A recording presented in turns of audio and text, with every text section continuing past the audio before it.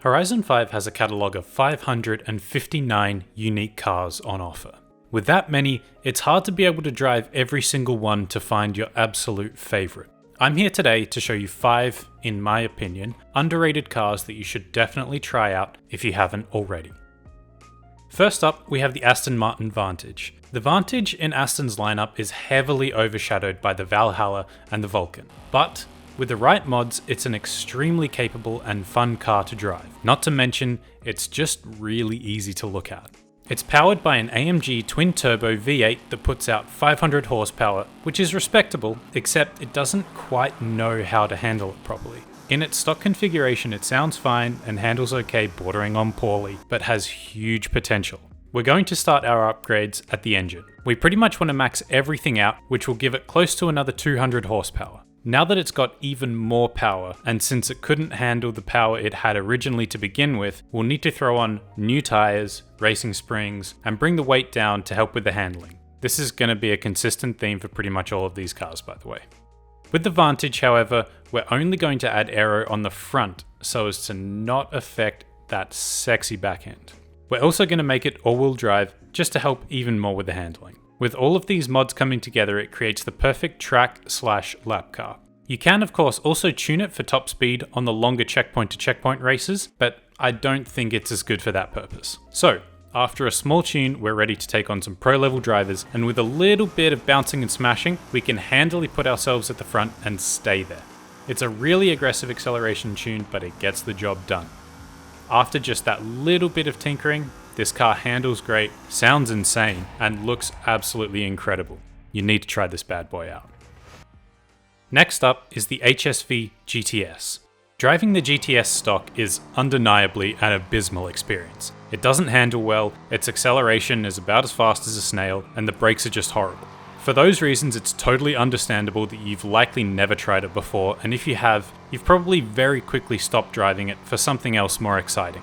However, one of the modifications that you can add to this particular car is the absolutely monstrous 8.9 litre V8, which adds on almost 1,000 horsepower, bringing the total to 1,500. Now, to control all of that power, you're going to need the essentials. Sticky tyres, new suspension, weight reduction, new tranny, etc. You know the drill.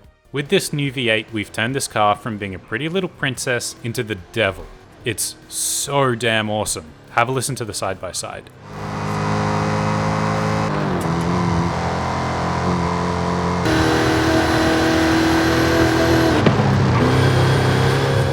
As is, the tune is totally fine, but it needs some help in the aero and brakes department. You have added almost 1,000 horsepower after all. The acceleration is disgustingly fast, it even has a pretty decent top speed, and it handles like a dream. This is a must try.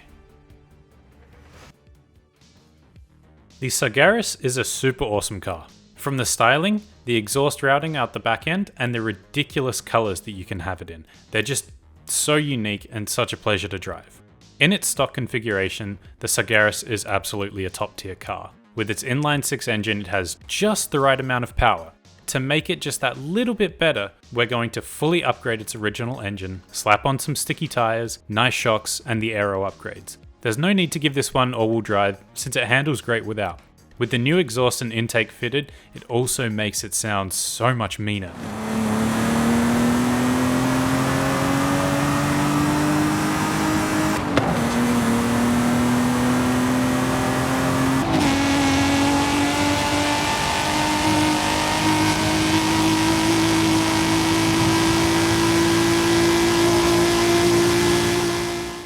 From here, it's able to rev higher and stay in gear longer. So in the tune, we're just going to stretch the gears out a touch so that we can get that top speed up a little. This particular tune is great for those longer road races with not too many turns, or the circuit race by the beach which is nice and round.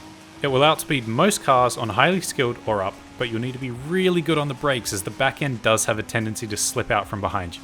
Definitely give this car a go, if nothing more than just to look at the sweet exhaust design and pretty colours.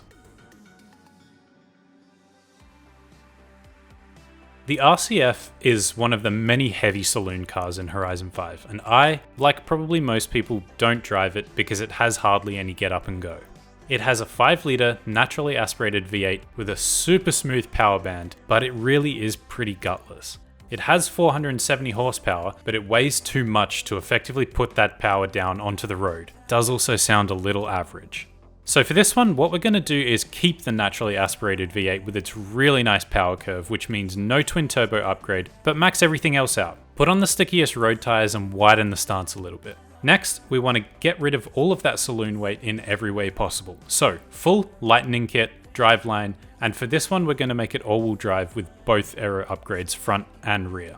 Even with all of these modifications added, the back end still has quite the tendency to step out. So up the aero on the back just a touch and shorten the gearing so it's more suited to the tight city lap races, and everything else you can pretty much leave as is. With this tune and these upgrades, you'll absolutely smoke everyone.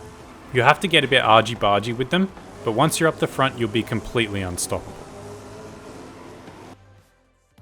Finally, the Pulsar GTI.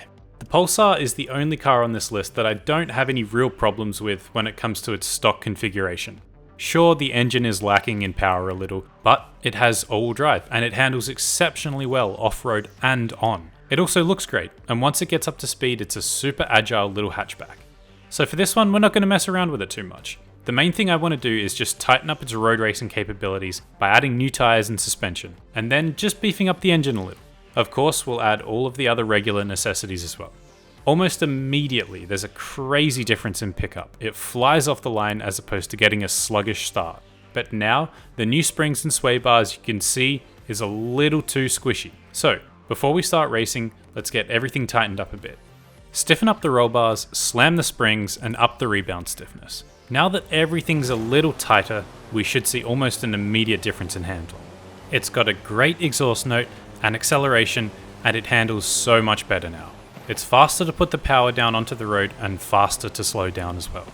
The Pulsar is a bit of a left field choice, but I highly recommend it. So, those are my 5 picks. In the description, I've linked all of the share codes for the cars so you can give them a go yourself. Definitely try out the HSV GTS, that thing is just so much fun. If there are any other hidden gems that you guys know about, put it in the comments below. Of course, don't forget to like and subscribe, and I will see you in the next one.